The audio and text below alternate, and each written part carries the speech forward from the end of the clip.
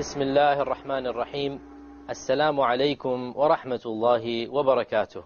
I welcome you to another episode of our series Safara Al Keram, the series dealing with Tajweed, the art of reciting the Quran.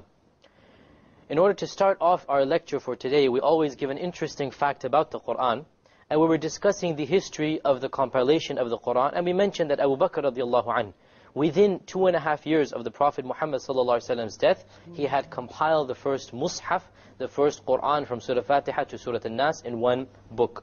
However, this Mus'haf, this Quran was not binding upon the entire Muslim Ummah. Therefore, any person could write the Quran, if you wish, from his own knowledge, from his own memorization of the Quran. And so what occurred was that one year, in one of the battles in Azerbaijan, some of the Muslims from Iraq differed with the Muslims from Syria in the recitation of the Quran. And one of the companions was alarmed at these differences. So he rushed back to Medina. His name was Hudayfa ibn al-Yaman. And he entered it upon the Khalifa of that time, who was Uthman ibn Affan radiallahu anhu.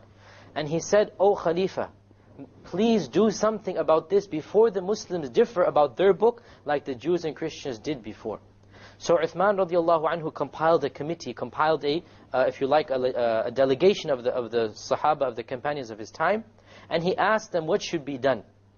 And they said that, in their opinion, this Quran, the Quran of Abu Bakr, should be made standard to all the Muslims. In other words, if anybody wished to write the Quran, he would have to go back to this Quran and copy it from it directly. So Uthman radiallahu anhu then formed another committee of 4 companions, and this committee was headed once again by the same companion who wrote the Quran the first time, and he was Zayd ibn Thabit. And this committee then produced a number of Qurans, 5, 6, 7, 8 Qurans. And they sent one Quran to every single province of the Muslim Ummah. To Basra, to Kufa, to all of the other different cities. To Mecca, there was one in Medina. And they sent this one major Quran along with a Hafiz, a Qari with it. And now, if anybody wished to get a copy of the Quran, he would have to go and copy it directly from that copy. So there would be a standard copy based upon the copy of Abu Bakr. The copy of Abu Bakr was the basis. When this new committee came, it only sat down and rewrote the copy of Abu Bakr radiallahu anhu. And so this became the standard copy of the Quran. Therefore, to this day, no 2 Qurans are different. And some of these Uthmanic Qurans, it is reputed that they are still existent until our time. There is one that is supposed to be in Tashkent in the Republic of Russia. The very Quran that Uthman radiallahu anhu ordered to be written.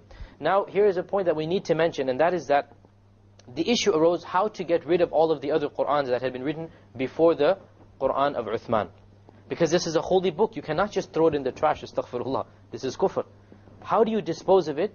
Uthman radiallahu anhu decided that the best way to dispose of it would be to burn them. So that nobody could do anything evil with them or throw them away or do something. You have to get rid of it in a clean way. So here we have a lot of non-Muslims, when they hear that Uthman burnt the Quran, they put it in an evil light, that it was something sacrilegious that he did. That he tried to get rid of these evil copies of the Quran or these, irreverent copies. No, this is not the case. The exact opposite is true. Because he wished to respect the Quran, the only way to get rid of it was to destroy it naturally, like in a fire.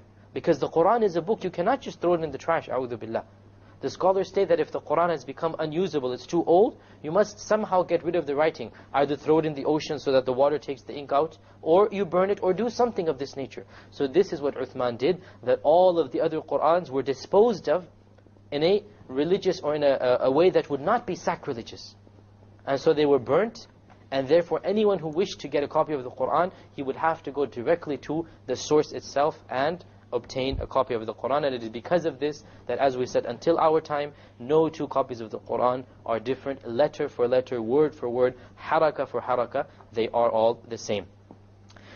Getting back to our lesson of Tajweed, last time we had discussed the rules of Noon, Sakina and Tanween.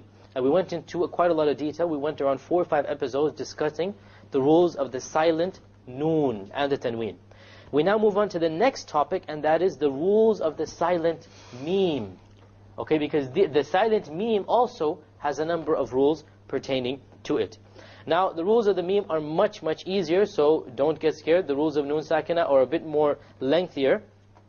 The Meme, it also has the rules of Idgham, Ikhfa, and Idhar. Okay, we've studied all of these rules with the noon sakina. They also apply to the meme. The only rule that doesn't apply is that of the iqlab. There is no iqlab when it comes to the meme.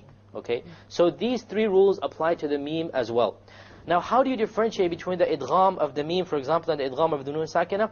Well, what the scholars did was, because the meme comes from the lips, remember the meme is from the lips, they said anything to do with the meme, we'll call it the lip idgham. Or in Arabic, idgham shafawi. Okay, idhar shafawi. Okay, ikhfa shafawi.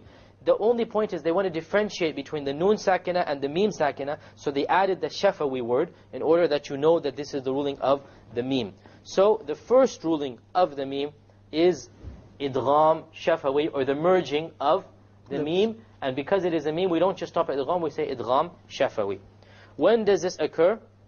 It occurs when the meme is followed by another meme.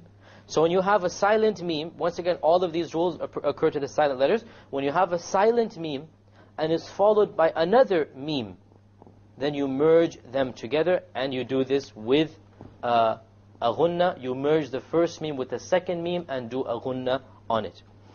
Let us look at some examples. We have madha. With a sukoon on the meme, and then madha. Okay, how do you pronounce this?